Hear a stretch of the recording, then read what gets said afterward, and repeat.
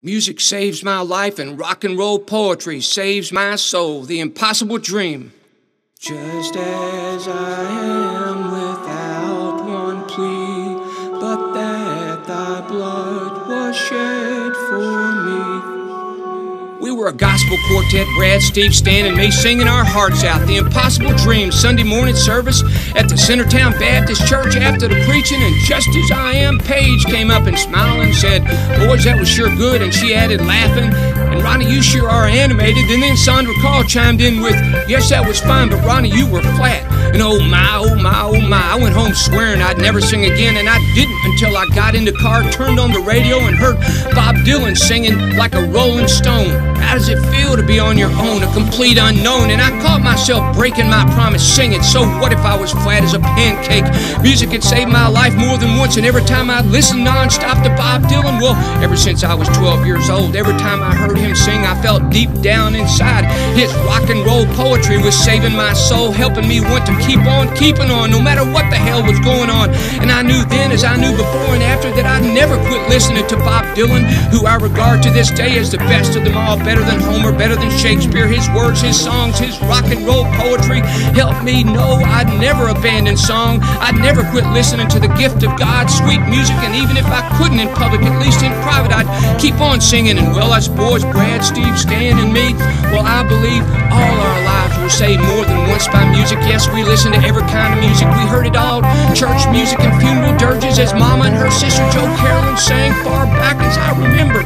I see people climbing on coffins, including Pappy, trying to keep Mammy from leaving him behind. Her lying there in the pine. Yes, we heard gospel and blues, and we heard country mixed with traditional old-time folk, mountain Appalachian, going back to Ireland and Scotland and Wales. And we listened to Jimmy Rogers and Hank Williams and Bill Monroe and Patsy Cline and Loretta Lynn and Woody Guthrie and Odetta and Gene Ritchie and Pete Seeger and the Everly Brothers and Merle Travis and Robert Johnson and Mose Rager and Granddaddy and the Montgomery Brothers and Brother Matthew's Gospel Quartet with my third grade teacher, Mrs. Duncan, banging on that piano like I'd never heard in no Baptist church.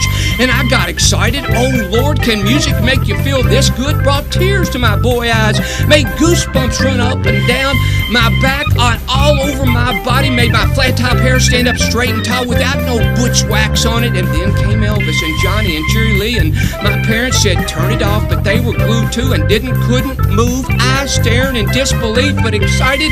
What in the world is this? And everybody felt that way, more excited than ashamed, wanting to be part of that energy that we all know must be a gift from some greater source. And from my generation, for me, Bob Dylan, yes, the Beatles and the Rolling Stones, but Bob Dylan, from the first note I heard him perform late one night.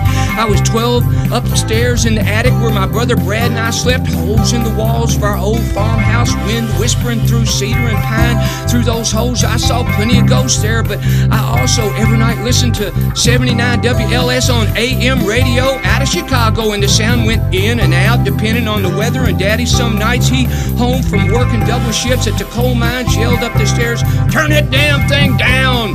as the radio had gotten real loud and Bob was singing, "How does it feel?"